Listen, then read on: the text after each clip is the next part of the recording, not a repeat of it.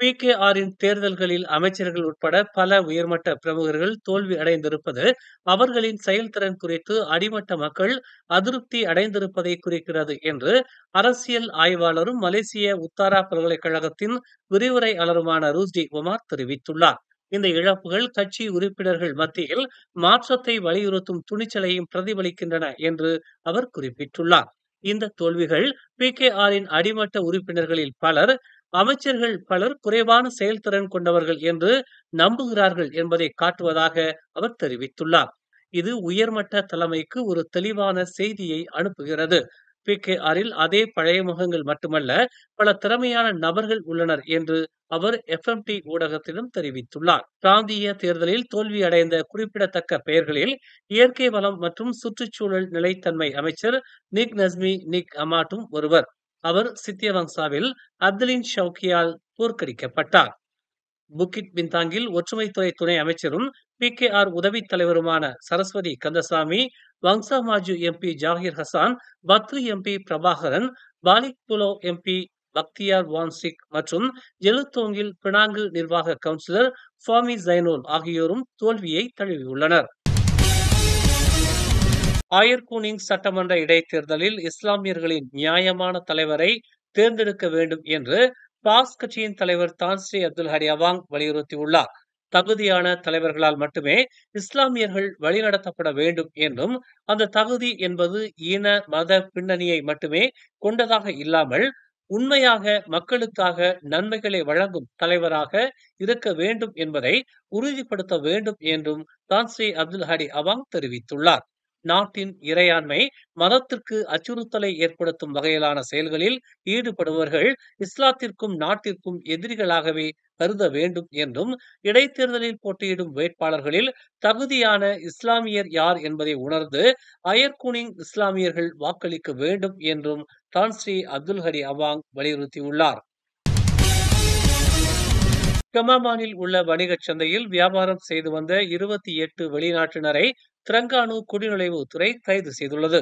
உள்ளூர் சிறு வணிகர்களுக்காக அரசாங்கம் வழங்கிய வணிகச் சந்தையில் வெளிநாட்டினர்கள் ஆக்கிரமிப்பு செய்துள்ளதாக பெறப்பட்ட புகாரின் அடிப்படையில் நேற்று காலை 8:30 மணிக்கு இச்சோதனை மேற்கொள்ளப்பட்டதாக தெரிவிக்கப்பட்டுள்ளது. வணிக சந்தையிலும் அதனை சுற்றியிருந்த பகுதிகளிலும் உள்ள 60 வெளிநாட்டினரிடம் சோதனை மேற்கொள்ளப்பட்டதாகவும் 28 பேரிடம் முறையான ஆவணங்கள் இல்லாதது கண்டறியப்பட்டதால் அவர்கள் கைது செய்யப்பட்டிருப்பதாகவும் தெரிவிக்கப்பட்டுள்ளது. மியான்மர், பங்களாதேஷ், கம்போடியா ஆகிய நாடுகளைச் சேர்ந்த 17 முதல் 46 வயதுக்கு உட்பட்டவர்கள் கைது செய்யப்பட்டுள்ளதாக தெரிய வந்துள்ளது. கைது செய்யப்பட்டவர்கள் சுற்றுலா பயணிகள் எனும் போர்வையில் மலேசியாவுக்குள் நுழைந்து வியாபாரம் செய்து வந்ததாக முதற்கட்ட விசாரணையில் தெரிய வந்துள்ளது. கெடாவில் உள்ள வட மலேசிய பல்கலைக்கழக வளாகத்தில் 2 பேருந்துகள் மோதி விபத்துக்குள்ளானதில் பல்கலைக்கழக மாணவியான 22 வயது மனாரினா ஹாசியா முகமது கரீம் என்பவர் உயிரிழந்தார். நேற்று காலை 8:45 மணிக்கு இந்த விபத்து குறித்து அவசர அழைப்பை பெற்றதும் சம்பவ இடத்திற்கு விரைந்ததாக குபாங் பாசு மாவட்ட காவல்துறை தலைவர் முகமது ராட்ஜி அப்துல் ரஹீம் தெரிவித்தார். நின்று கொண்டிருந்த பேருந்தின் பின்புறம் மற்றொரு பேருந்து மோதி விபத்தை ஏற்படுத்தியதாகவும், பேருந்தின் முன்னால் நின்று கொண்டிருந்த 22 வயது மாணவியை பேருந்து மோதியதில் அவர் படுகாயம் அடைந்த நிலையில் மருத்துவமனையில் சிகிச்சை பெற்று வந்ததாகவும், நேற்று மாலை 6:30 மணிக்கு சிகிச்சை பலன் இன்றி அவர் உயிரிழந்ததாகவும் குபாங் பாசு மாவட்ட காவல்துறை தலைவர் முகமது ராட்ஜி அப்துல் ரஹீம் கூறினார். விபத்து குறித்தான மேலதிக விசாரணைக்காக 2 பேருந்து ஓட்டுநர்களும் தடுத்து வைக்கப்பட்டிருப்பதாக தெரிவிக்கப்பட்டுள்ளது.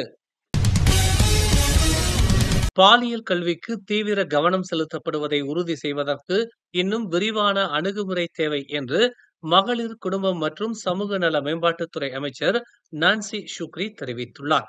பள்ளிகள், பெற்றோர்கள் மற்றும் பல்வேறு அரசு நிறுவனங்கள் இதில் ஈடுபட வேண்டும் என்றும், பாலியல் கல்வி இனி ஒரு தடை செய்யப்பட்ட பாடமாக கருதப்படக்கூடாது என்றும் அவர் வலியுறுத்தினார். குறிப்பாக இன்றைய டிஜிட்டல் உலகில் மதிப்புகளை வடிவமைப்பதிலும் குழந்தைகள் மற்றும் இளம் பருவத்தினரை பாதுகாப்பதிலும் இது ஒரு முக்கிய அங்கமாக அங்கீகரிக்கப்பட வேண்டும் என்று அவர் குறிப்பிட்டுள்ளார்.